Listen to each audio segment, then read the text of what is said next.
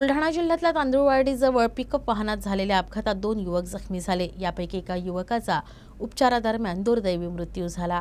बुलढाणा तालुक्यातील हतिळी येथून कडधान्याचं पोतं घेऊन तांदूळवाडीकडे निघालेल्या बोलेरो पिकअप मालवाहू गाडीचा बुलढाणा ते धाड मार्गावर तांदूळवाडी गावाजवळ अचानक टायर फुटून अपघात झाला होता।